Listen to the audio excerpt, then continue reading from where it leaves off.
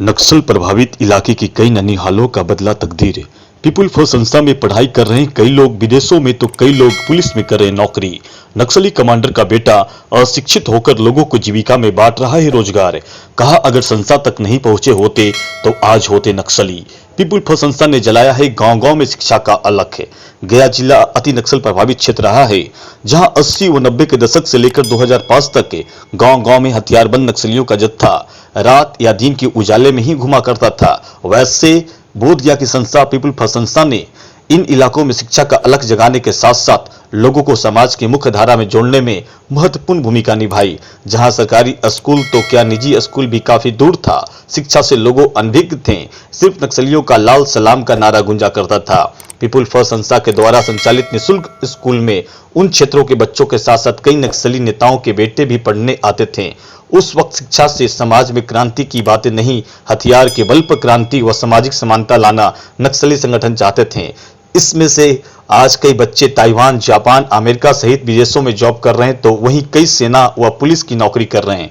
वहीं एक नक्सली नेता के बेटे आज खुद जीविका में रोजगार पाकर दूसरों को रोजगार बांटने में जुटा है। डोभी प्रखंड के ओरमा गांव के निवासी पंकज कुमार जीविका में CRPEP के पद पर कार्य कर रहा है। इलाके के बेरोजगारों को रोजगार देने में जुटा है। इनके पिता नक्सली कमांडर थे। पंकज बताता है कि वो संस्था से जुड़कर MA तक की डिग्री हासिल की। कहा कि पहले नक्सलियों को बोलबाला था, खुद वो अपने पिता को देखता था, लेकिन उसके दिल में यह लालसा थी कि उसे पढ़ाई करनी है, किसी तरह पढ़ाई पूरा किया जाए, और आज जीविका से जुड़कर खुद के साथ साथ अब दूसरों को रोजगार दे रहा है।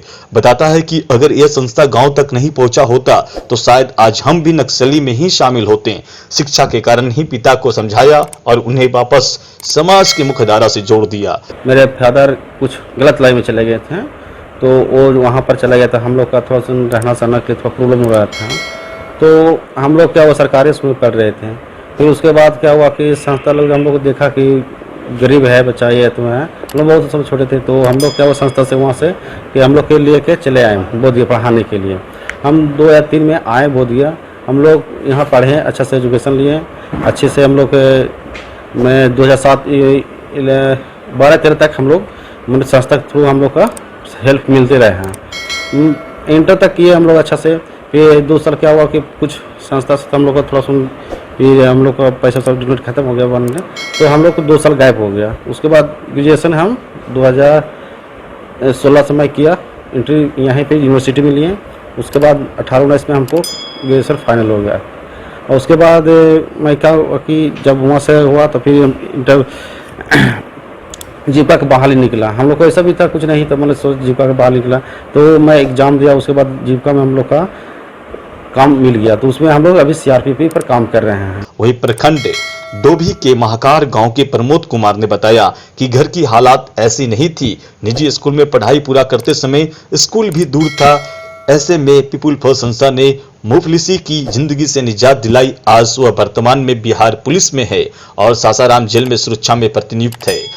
जो पास रहता था हम लोग के गांव की तरफ, तो वहाँ पे इस संस्था ने एक छोटा सा स्कूल पहले खोले थे 1996 में। तो हमें वहाँ से सिलेक्शन करके इस संस्था के चेयरमैन साहब दीपक कुमार, जो कि वहाँ से हम लोग को सिलेक्शन करके इस संस्था में लाए।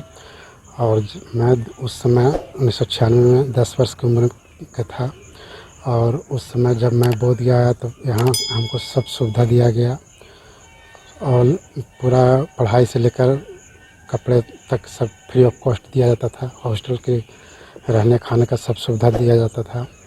और यहाँ से रहते रहते 10 साल कंटिन्यू हमने यहाँ हॉस्टल में रह के पढ़ा। और मैट्रिक 2003 में मैंने यहाँ से पास किया, इंटर 2005 में। उसके बाद ग्रेजुएशन भी मैंने यही संस्था से किया। और टोटल यहाँ जितने भी खर्च होते थे सभी पैसे इस संस्था के द्वारा दिया जाता था।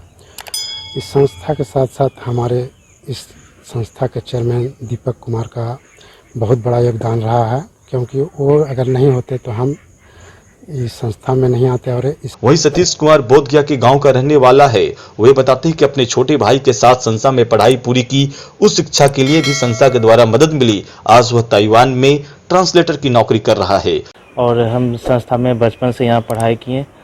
और पढ़ाई करने के दरमियान में हमें पुपिल फर्स्ट के माध्यम से और मेरे जो भाई भी थे उनको भी बहुत मदद मिला और हम लोग पढ़ाई के साथ में यहाँ से अच्छा मार्क्स मिला, अच्छा सपोर्ट मिला।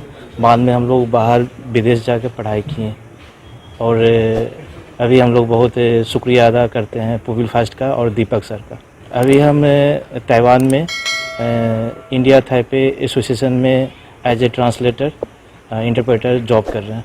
उस समय जो स्थिति थी वो मेरे घर का बहुत दयनीय था और हम लोग को उतना सपोर्ट नहीं मिल रहा था कि हम लोग बहुत अच्छा से पढ़ाई करें और एक अच्छा रास्ता मिल सके।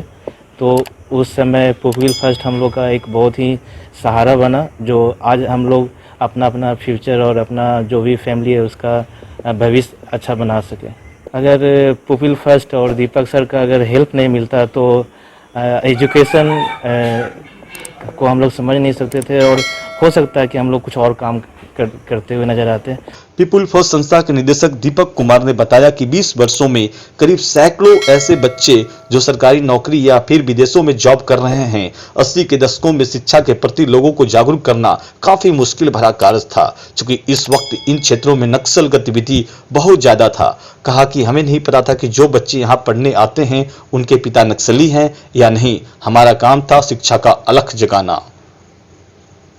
न्यूज़ नाउ 18 के लिए हैदर जमील की रिपोर्ट। ये people first educational charitable trust Bodhgaya में है और हम दीपक कुमार चेयरमैन हैं पीपुल फर्स्ट के। और एक्चुअली हम लोग ये संस्था 1990 से चला रहे हैं और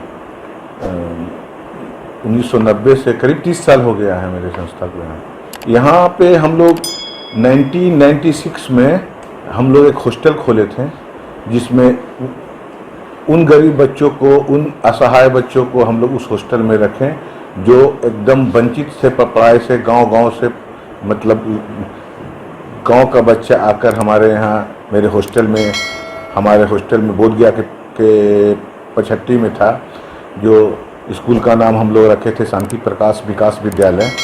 तो वहाँ से बहुत सारे करीब 100 के बच्चे रेसिडेंशियल स्कूल में थे हम लोग का। और आज बहुत सारे बच्चे हैं जो कोई पुलिस डिपार्टमेंट में है, कोई प्राइवेट जॉब में है, कोई MCA करके इंजीनियर बना हुआ है, कोई सरकारी शिक्षक है, कोई बिजनेस कर रहा है। 1-2 बच्चे विदेश में भी है, वियतनाम में भी काम कर रहे हैं, वियतनाम एम्बेसी का काम कर रहे हैं। एक्चुअली हम लोग का उस समय हर गांव में स्कूल था। आपको पता होगा कि 2 दशक पहले यहाँ पे शिक्षा का बहुत अभाव था। हम लोग गांव के अंदर जाके गांव में स्कूल हमारे संस्था की तरफ से खोलें। वहाँ पे जो बच्चा बहुत इच्छुक था, बहुत पढ़ने में ये था, वो सब बच्चे को हम लोग यहाँ पे अपने रेसिडेंशियल स्कूल में लेके आए वहाँ पे। और जहाँ तक नक्सली का बात है तो उस समय तो नक्सली का बहुत प्रभाव था, पूरे बिहार में था, पूरे झारखंड में बहुत प्रभाव था नक्सली का। और हम उस इलाके में काम कर रहे थे जहाँ पे लोग बताते थे कि यहाँ पे नक्सली रहते हैं। तो हमको नहीं पता कि हम किनके बच्चे को पढ़ा रहे हैं। हमको तो लग रहा है बस यहाँ पे वंचित बच्चे हैं जो स्कूल नहीं जा पाते हैं, वो सब बच्चों के लिए वहाँ पे स्कूल खोले थे। हाँ, उस समय बहुत हम लोग को अवेयरनेस का प्रोग्राम कराना पड़ता था। हमारे टीचर उसके घर घर जाके बोलते थे कि आप लोग पढ़ाई कीजिए, अपने बच्चे को स्कूल भेजिए हमारे यहाँ। हाँ, परेशानी हुई थी उस समय, लेकिन आज बहुत हमें खुशी होता है कि वही सब बच्चा आज आगे बढ़ के खुद सरकारी नौकरी में हैं, कुछ बिजनेसमैन हो गए हैं। तो वो लोग जब मिलने आते हैं तो बहुत दिल खुश होता है कि कुछ तो हमारे संस्था हम उन लोग के लिए काम किए कि आज वो लोग इस मुकाम पे हैं।